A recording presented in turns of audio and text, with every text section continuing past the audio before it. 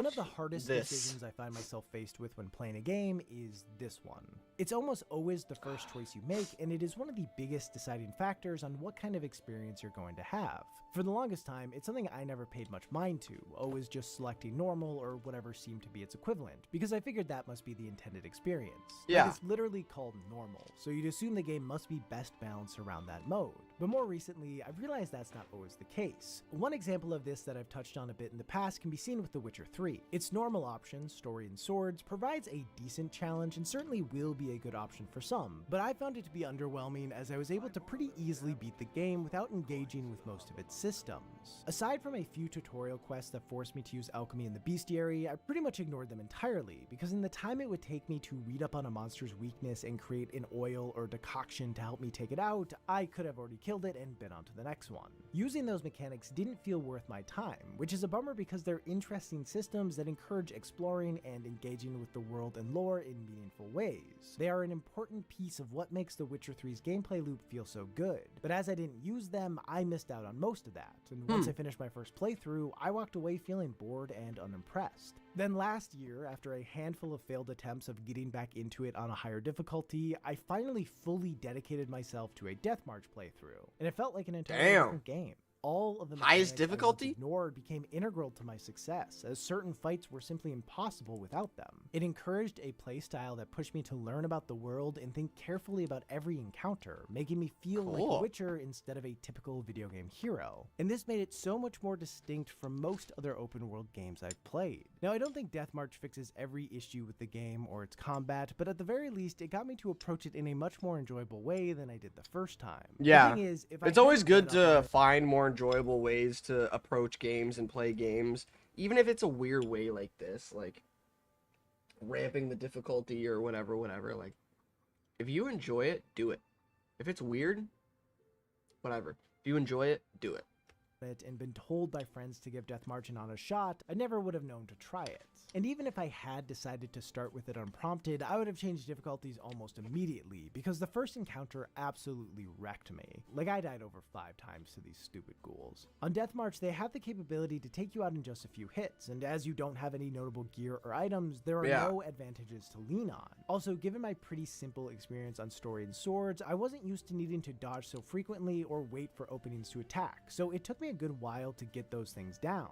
Had this been my first playthrough, it's really like Dark Souls. I would have made the very fair assumption that I was in over my head, as dying so many times during what is for all intents and purposes still part of the tutorial is a pretty clear sign that you should turn the difficulty down. But in reality, Death March isn't nearly as punishing as this first encounter makes it out to be. To be honest, I struggled more with this fight than any other I came across throughout my 100+ hour playthrough, and the only thing that killed me more than these ghouls was gravity. My whole experience with The Witcher 3 illustrates one of the bigger issues that comes from having difficulty options. If players don't pick the right one, it can turn a game they would have otherwise really loved into one that never manages to impress them. And it all starts with having to make a guess of which setting will be right for them. If it were just about players having to assess their skill level in any given genre, that'd be hard enough, but they also have to contend with the fact that every title is balanced differently, and a hard mode in one game is not the same as a hard mode in another. Honestly, when it comes to The Witcher 3, I still don't know if the reason I like Death March so much is because I'm an above average player or because CD Projekt Red did a bad job of picking out what their default mode should be.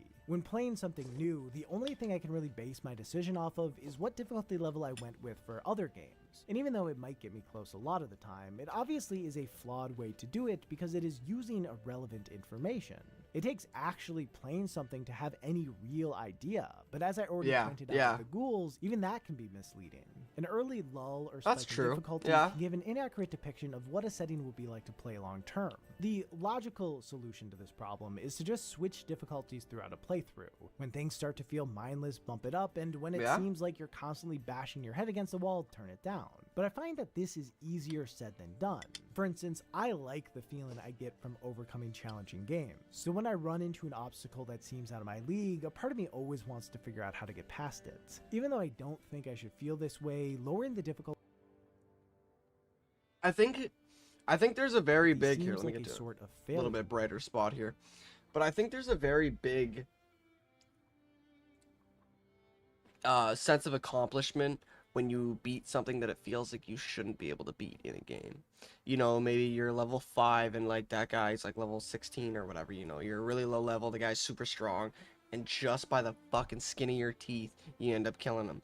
Those are some of the moments that every gamer looks for, and it's so hard to pull off in games. But if you can do that, especially if you can do it consistently, that's the easiest way to make your gameplay rewarding.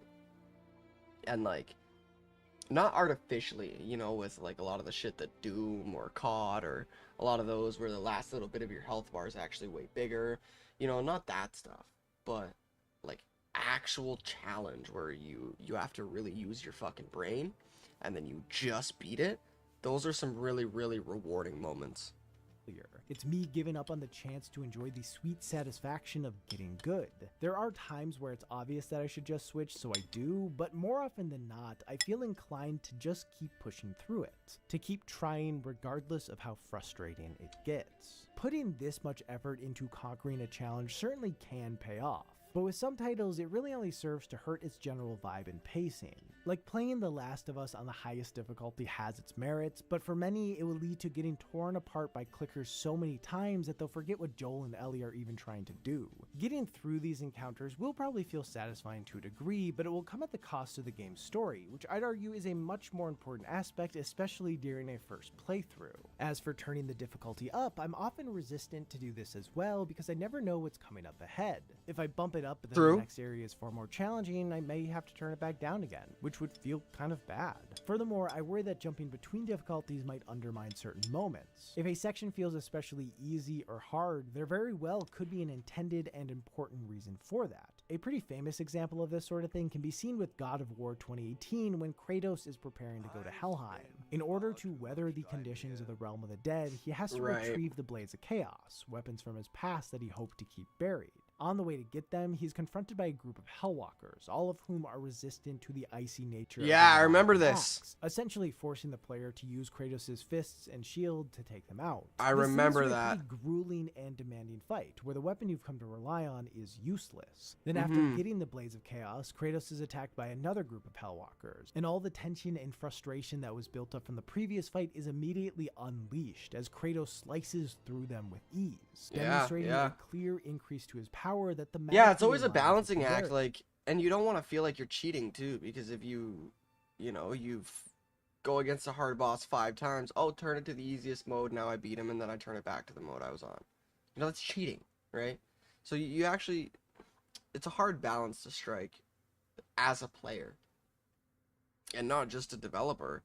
I'm sure moments like this in games are very hard to pull off, properly anyways, but as a player it's even harder to navigate through these same situations, especially as just an average player, so to speak. But if you were to lower the difficulty to get through the first fight more easily and raise it during the second so it'd be more of a challenge, this sequence wouldn't be nearly as effective. Admittedly, it is unlikely that someone will change the difficulty during this section, as it isn't long enough to cause so much frustration that they'd feel the need to switch, but just knowing that games do this sort of thing always makes me wonder if I'm in the middle of a sequence that will soon have a big payoff or playing on the wrong difficulty. Even if I didn't let these mind games get in my way, changing from one difficulty to the next doesn't even guarantee that it will balance things perfectly, as there are so many different aspects of a game that can affect how easy or hard it is, and in a lot of cases changing the difficulty will shift all of them. So if you're playing an action adventure title, I've never seen that game. I feel like the puzzles are the exact right amount of challenge, but the combat seems trivial, changing it to hard may address your issues with fights, but it might come at the cost of puzzles becoming frustrating. The best way to solve this problem is by making the difficulty settings of a game highly customizable. When players are able to adjust specific aspects like how aggressive enemies are, or how much time they have to solve a puzzle, or the amount of experience they get from winning a fight, it makes it possible for any given player to balance the game in a way that is just right for them. But that also, the blessing and the curse of customization, because not like most people are just gonna pick a certain mode. They're not gonna go through all of this, no matter what. At least that's how it works in theory. 9 times out of 10. In practice, it's much more complicated than that. I do appreciate the idea of being given full control over my experience, but Yeah, more often yeah. than not, having these options quickly becomes overwhelming. Because Yeah, when yeah, playing a game exactly. for the first time, I have no idea what settings will lead to the optimal experience. And frankly, And that pulls you away from the game too, because you always want to have the best experience. So automatically, instead of just playing the game, most people, they just look up a video and they go to the internet, they do this, they do that, and sometimes they spend an hour going through their customizations and not even playing the game just because they want to have the best experience. The best experience would be not having that at all, and just, excuse me, having the game developers make the game how they want to make it and have people play it how they want it to be played, and not, oh, everybody can do whatever they want. Like, it's good, but it's also not great. probably wouldn't fully know on a second playthrough either. More options may give players the There. capability to know why perfectly my balance lights the turned difficulty of a game, but that doesn't mean they have the know-how to actually do it. Now, if there are just a few options to pick from, it probably won't be that tough to figure out what to adjust. But the fewer options there are, the more likely it'll be to run into the same issues as games that don't have any customization.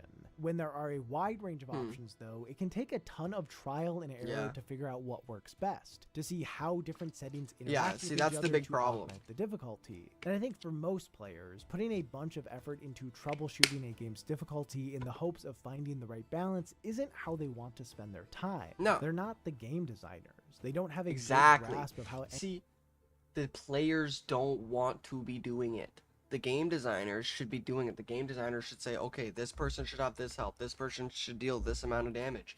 This should give you this amount of things, right? So, for example, I'm playing PoE right now. You know? Doing my mining and stuff. Every time you get one of these ores, it gives you a set amount. If I could change that and just go, okay, I want 10 times the amount, I would already be done the league 3 times over. However, I can't do that because the PoE devs want it to be played a specific way and don't give you that ability to just change the customization. any small change may impact their long-term enjoyment.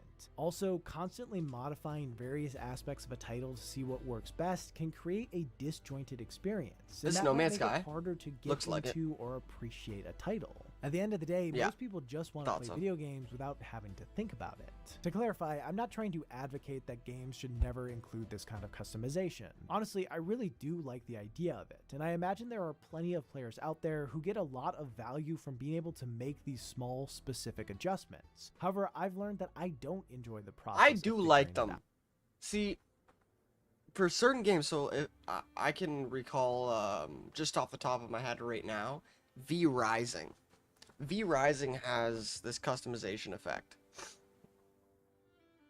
It's a game I played pretty recently, so that's just the first one that came to the top of my head.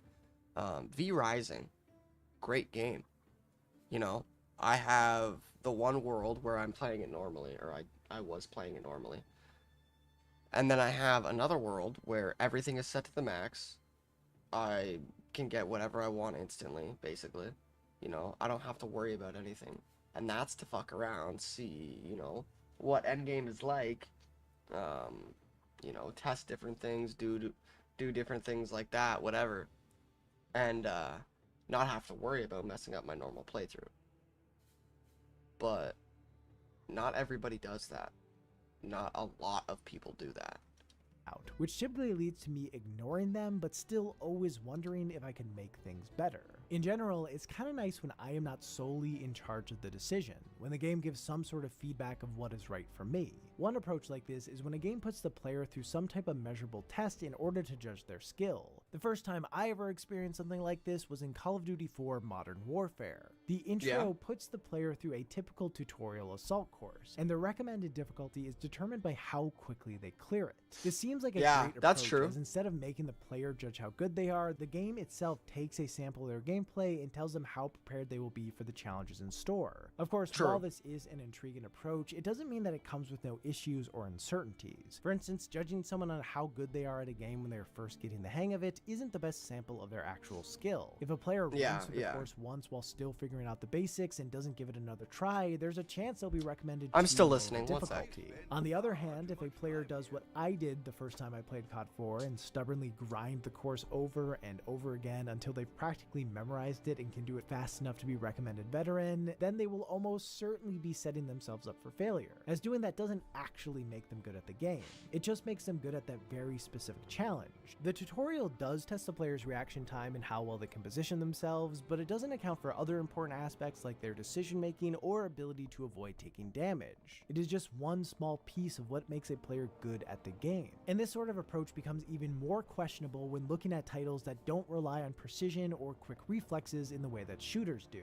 Take The Witcher 2 Enhanced Edition, which came out a little under a year after the base game and added a tutorial that has Geralt fighting in an arena against various enemies and monsters. At the end of it, the player is put up against a handful of foes that get increasingly more powerful, and the more enemies they are able to kill, the higher the recommended difficulty will be. However, the arena is not really representative of how players will normally approach combat, as it mostly ignores the whole preparation aspect of the game. Also, the tutorial has no way of assessing the way in which the player kills or dies to the various enemies, which can lead to a bad recommendation. Generally, a player with a fair bit of skill is more likely to take risks, and even though they may have a grasp over the combat, as they are playing more aggressively, there is a higher chance of them making a small mistake that costs them their life. Whereas someone with less skill who plays as cautiously as possible could theoretically take out each of the enemies if they have enough patience. And due to how The Witcher 2 recommends difficulty, both players would be given settings that don't make sense for them. This can have a ton of consequences, one of the most notable being that it might condition the less skilled player to approach every encounter as conservatively as possible, which isn't how the game was really designed to be played. Of course, all these titles do still give players the option to pick whatever difficulty they want, but it's hard to go against what a game recommends, as you'd assume it has a better idea about things than you do. Even though this approach is cool, it clearly is not the most effective way to determine player skill, and I think the fact that more games don't use it is proof of that. The reality is, with most titles, there just isn't a good way to measure a player's skill quickly. Frankly, one of the most important things a player can have is game knowledge, which is a hard thing to test for, especially in a tutorial. And that's why assessing a player's skill for a longer amount of time and further into a game leads to better results. The way this is typically done is by dynamically shifting the difficulty based on how well or poorly the player is doing. Most games have this to a degree, although we don't always think of it as a difficulty modifier. For example, a lot of titles will drop more health or ammo when you're low on one or the other. While it's easy to just see this as common sense and not something tied to difficulty, if a player is constantly out of ammo, there's a good chance it's partially because they are inaccurate with their shots. And if they're always low on health, it most likely means they're taking hits they don't need to. So being given these things as a result essentially makes things easier for them. That's actually, that's really smart, because you don't see it that way gameplay, but it does balance things out for those who aren't as skilled. There are, of course, far more impactful implementations of dynamic difficulty. Take the Resident Evil series. Depending on how accurate your shooting is and how often you take damage or get killed, enemy behavior and even the amount of them will change, making things more manageable for those who struggle by having enemies be less aggressive, and giving a nice bit of extra challenge for those that have things down by making the baddies more hostile. On paper, adaptive difficulty is perfect, as it takes the decision out of the player's hand by making adjustments based on their actual performance over a long portion of time.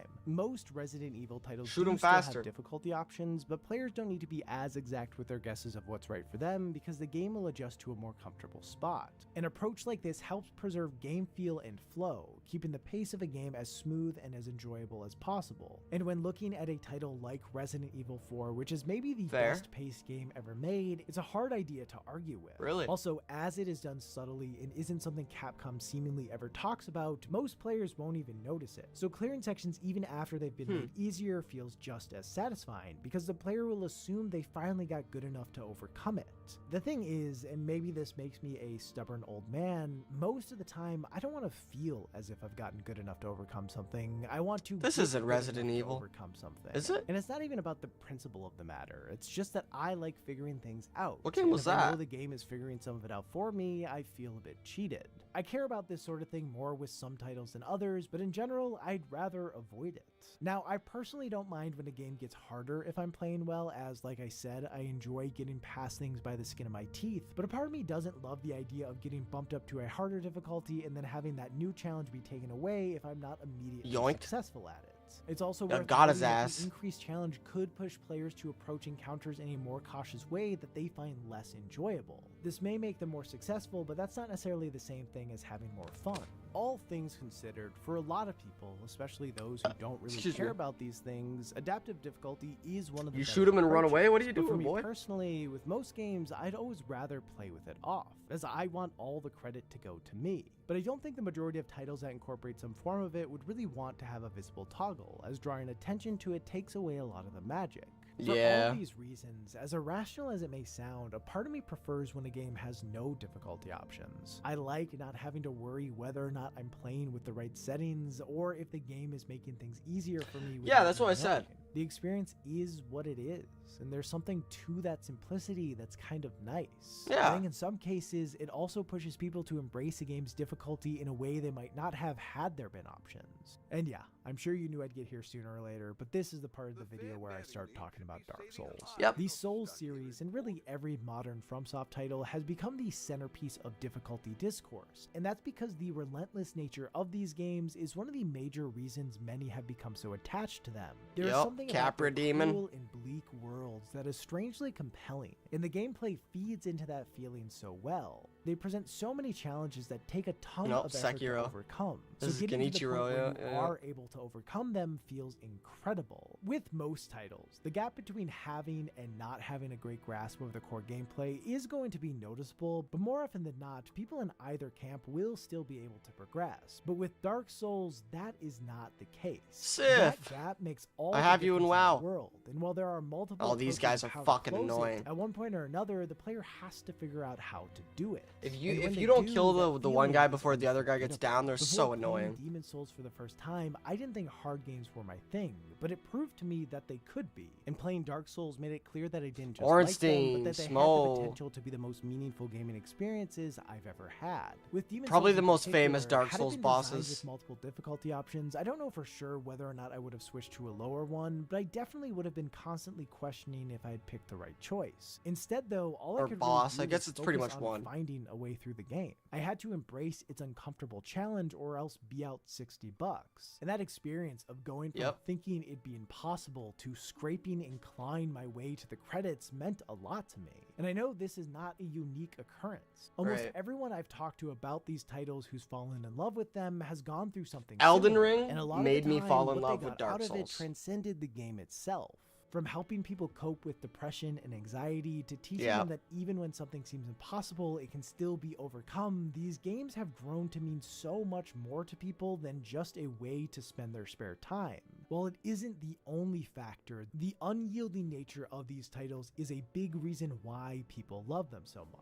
And having a single set difficulty is part of what makes that possible. Of course, the consequence of being designed in this way is that it creates a skill window the player must fit within. This dude was kind of annoying. A reasonable chance of enjoying the gameplay. As nice as it is to not spend time thinking about whether you chose the right setting or not, the trade-off is there's a chance you'll be questioning whether you are the right player for the game or not. Lady Butterfly. So I played a bit of Sekiro. I'm pretty sure that is the boss that I stopped at. By design, it will be less approachable than a game that has options. I could definitely beat her. Won't have the skill it takes I just ended up stopped playing the game. I was streaming it on Twitch at one point. Engage with them in the first place. With that said, when it comes to a lot of titles that fall into this camp, like Dark Souls and pretty much everything else FromSoft has put out in the past 15 years, the skill needed in order to play and enjoy them isn't nearly as high as their reputation makes it out to be. Many people do choose to play them in a way that requires high skill and proficiency, but aside from arguably Sekiro, FromSoft has always designed their games in a way that gives many different options to players so they aren't stuck with an approach that's not well suited. They're challenging, but they're not like impossible. They're not rage inducing. It's not even really like, oh, get good. You know, it's just learn the game. I mean, Elden Ring is pretty hard for a lot of people. Dude, I could run through that game in like 2 hours, 3 hours. Well, I mean, you know, a couple hours. You know, I get a few weapons. I run here, run here, run here. You know, the longest part of my gameplay is the running. That's it. But that's because I know the game like inside and out. I put hundreds of hours into that game. I like my buddy, one of my good friends, picked up the game, stopped playing it. Wasn't for him. One of my other buddies picked up the game. He was playing it for a while. He played it very differently. He took a lot longer. He was a lot more confused about things. Didn't know a lot of things, but I did. You know, I knew builds. I knew this. I knew that. I knew like weaknesses, stuff like that, and he had no idea. Obviously. Suited for their skill set. It's just that these are chosen through the gameplay instead of an options menu. Looking at Dark Souls specifically, you don't need to just tackle it with a sword. There are solid ranged options as well as a ton of powerful spells, both of which allow players to keep distance from enemies while still being able to do damage. Most likely, neither will fully replace the need to engage in melee combat, but using them will make it less frequent, letting the player stay out of harm's way more often. Using these mechanics doesn't make the game unchallenging, but as they don't require the same level of precision that fighting an enemy with just a sword does, they do make it possible for players that don't have a quick reaction skill set to find success. The most useful mechanic to help players overcome tough challenges, though, is the summoning system, which allows them to fight alongside NPCs or even other players. Having a summon does increase the health of bosses, but the vast majority of the time, that shift doesn't come close to outweighing the benefit that comes from having a partner. Playing with a summon fundamentally changes the dynamics of every encounter. It becomes less about fully learning a boss's moveset and more about capitalizing on the moments that their focus is on the other person. This doesn't lead to fights being mindless, but it does make it easier to find an opening to attack. NPC summons are available for many of the bosses, and player summons can be placed at pretty much any of them. So with enough luck, they can be. I think they can be placed like anywhere, right? In general, I find this approach to be pretty cool, as it pushes players to discover what mechanics are best suited for them. Getting stuck is an opportunity for the player to assess all of the options at their disposal and utilize whatever ones will help them move forward. He got smacked. Or at least that's how it's supposed to work. But in reality, it isn't nearly that clean. Dark Souls doesn't do a whole lot to explain anything really, so for a first-time player it can be unclear how to engage with systems like magic and especially summoning. Neither is super complicated, and the game does do a handful of things to try to get players to stumble across how both work, but this approach makes them easy to overlook or even miss, causing new players to be far more likely to default to simpler options like melee. For many, the way they'll learn how these things work is by looking them up, which I don't think is entirely a bad thing, as the sharing of knowledge helps build community, and that has no doubt played a big role in Dark Souls growing such a strong one. Yeah, I have no idea what the like hollowing and shit does. Mechanics that would benefit a player I don't know. either take a bit of luck or an external source to figure out. Also, as far as summoning goes, it relies on having humanity, which is a relatively scarce resource. So if a player runs out, they no longer can get assistance until they find more. Mix this with being susceptible to getting invaded when in human form, and it creates a bunch of hoops struggling players need to jump through to get the help they need. And some of those hoops just aren't very fun. Like, in order to be able to use summons consistently, struggling players will probably need to farm humanity, which sucks because killing these stupid rats over and over again is not compelling gameplay, but a decent amount of people will feel incentivized to do it anyway. And this is a major problem that comes from using difficulty as a way to incentivize engaging with a title's various mechanics. It can instead lead to unfortunate player behavior. When I think back to my first experience with Demon's Souls, as much as I find myself romanticizing it now, I didn't really find the moment-to-moment gameplay to be all that fun. I never got good at fighting, and I died so many times that I barely even had the option to use summons. So to get through the game, I did stuff like this, and this, and this. I would grind the same group of enemies for far too long so that I could get souls to level up and buy as many arrows as I could afford in order to cheese bosses. This isn't an invalid way to play Demon's Souls, Dark Souls, or any of the others, but as someone who has now beaten pretty much everything FromSoft has recently put out, I do think it is the least enjoyable approach. However, for some players it will feel like the only approach, and depending on their skill, it might be. While I do like the Dark Souls design philosophy of presenting all players with the same challenge and giving giving them a wealth of gameplay options so they can find what works best for them, it does have the potential to create a disconnect between how a player wants to play and how they need to play. Like, it's great that summons are an option, but as I said before, they do fundamentally change how boss fights work, and it leads to a much different experience than fighting them solo. There's nothing wrong with either approach. However, if a player prefers what combat feels like without this dude's having getting a summon, smacked by but gets Ornstein this completely month. stuck on every boss they try to take on alone, they'll kind of be forced into using Does one he if they beat them want by to the end of this progress. video, I And hope? as using summons is so different, doing this won't really help them get better at fighting bosses alone, so it doesn't even act as a way to build up to a new challenge.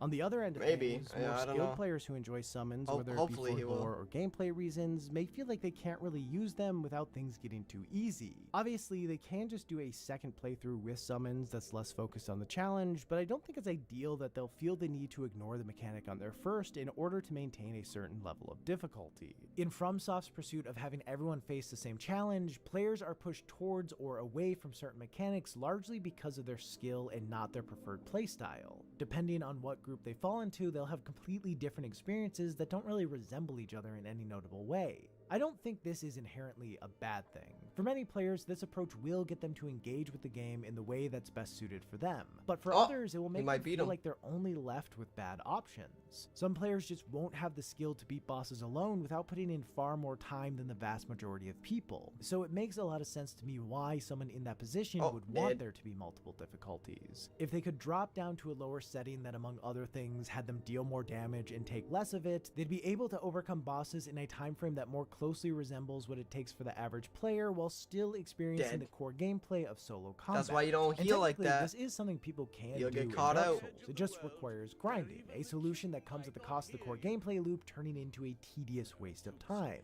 I know some people will say that these kinds of games just aren't for these kinds of players, but I don't think it's that simple. Not being good at something doesn't mean you can't love it. Feeling skilled out of a game you adore has to be frustrating, especially because there is so much more to these titles than them just being hard. And honestly, this is something FromSoft seems to be very conscious of based on how the design of their games has shifted over the years. This is best seen with Elden Ring, which pretty effectively addresses some of the pain points that are common for less experienced players. And in typical FromSoft fashion, they even managed to do it without including traditional difficulty settings. Progress on the main quest is gated by a series of extremely difficult One of the bosses. best games to ever be released of of all time is Elden Ring. Trying to take any of them on without being properly prepared. The world, the story, the fighting, the gameplay, the UI, everything about this game is the most top tier you could ever have in a video game.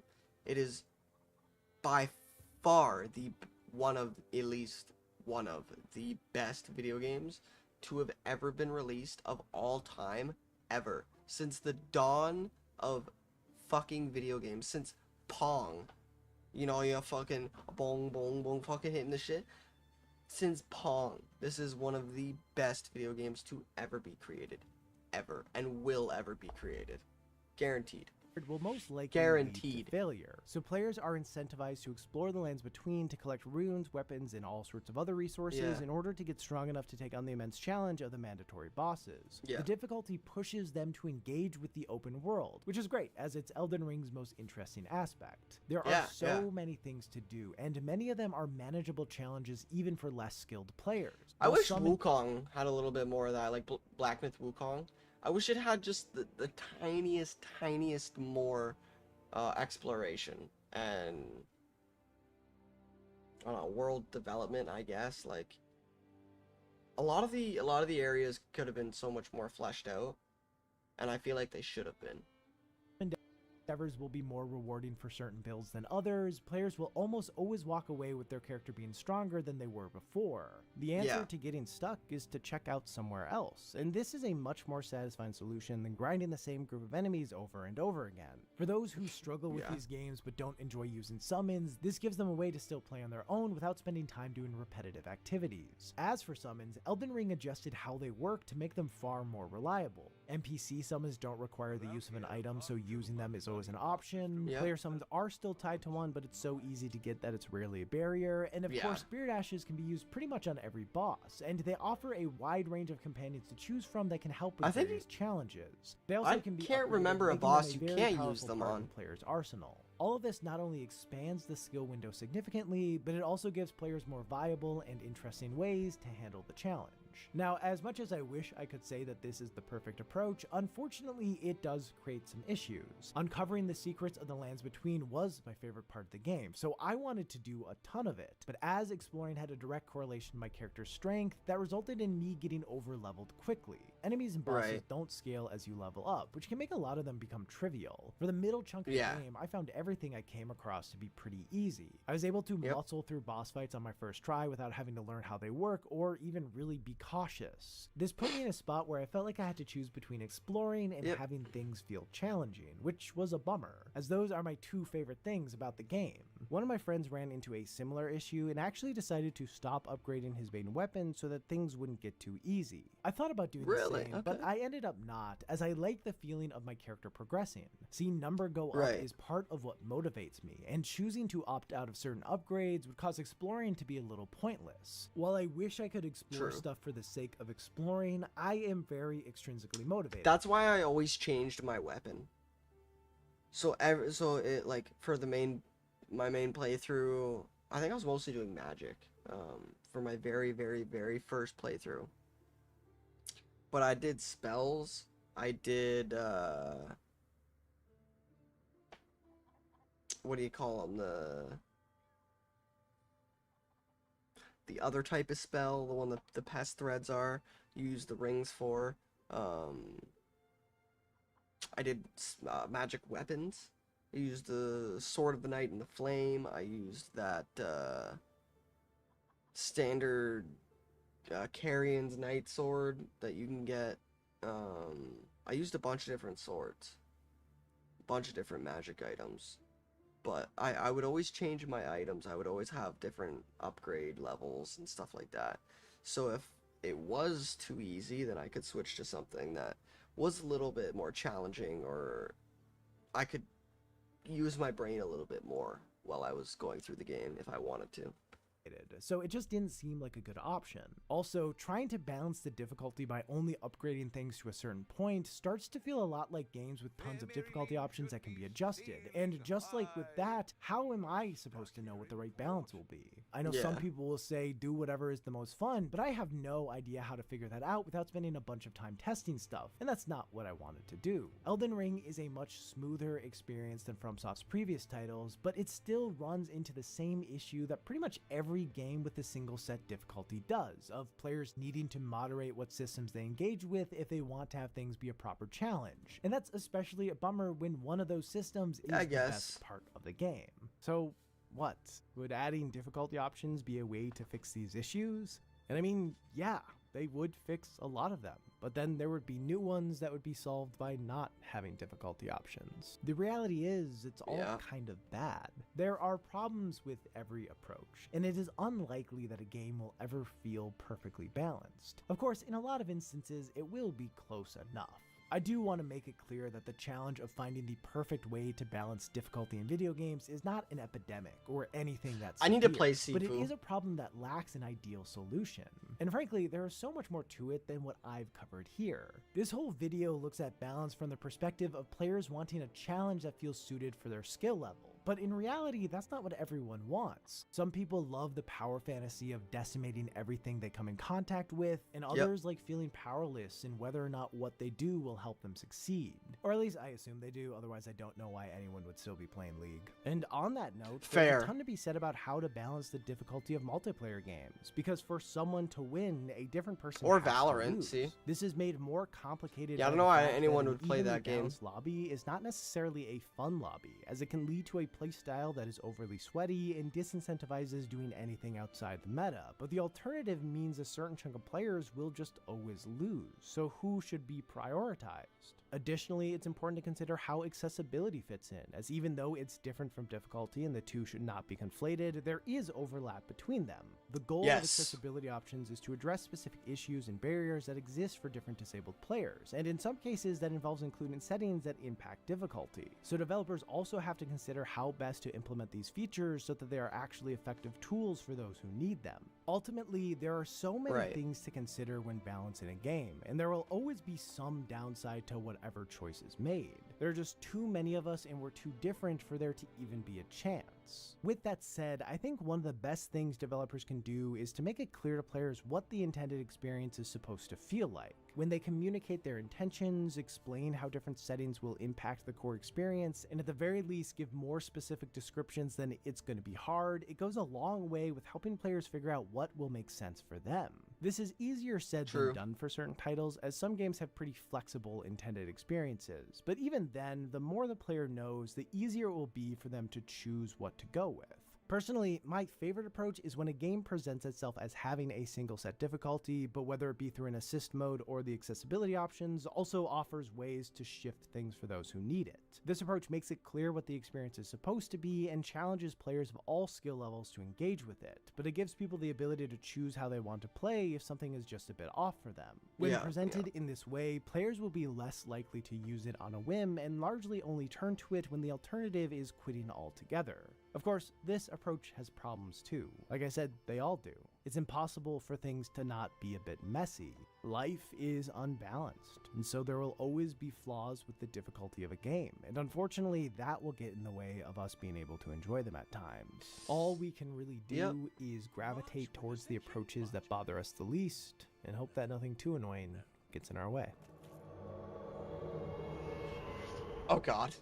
You ready to die? Why does your mic sound so bad? Why do you care? I'm the one who has to listen to it. You should think about getting something better like the mod mic. Ask me about the mod mic. What's the mod? The mod mic is a wireless microphone that can be attached to pretty much any pair of headphones. Personally, I've never been able to find a headset that gets great sound from both its microphone and headphones, so when Antlion Audio reached out to me about the mod mic, I was excited to give it a shot. I've And never it's been seen this. awesome. That's Not only dope. does it sound great, it's what I'm using to record this right now, but it's also super versatile, as it can be attached to any flat surface, whether that be your nice pair of studio headphones, or a VR headset, or even a paper bag.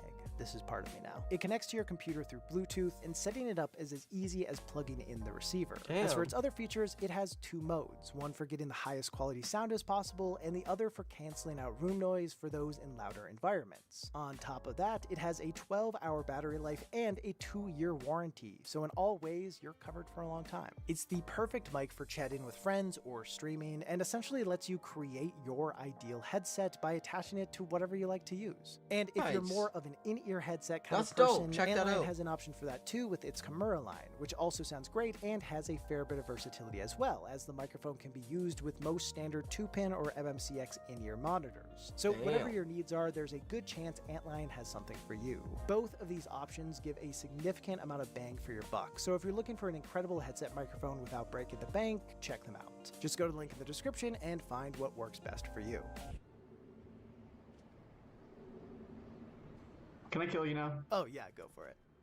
Anyway, thanks to Antlion for sponsoring this video.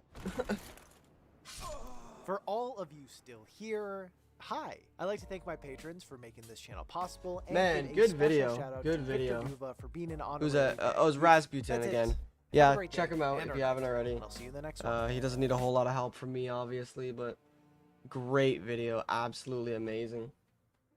I love his videos. He puts some real good videos together.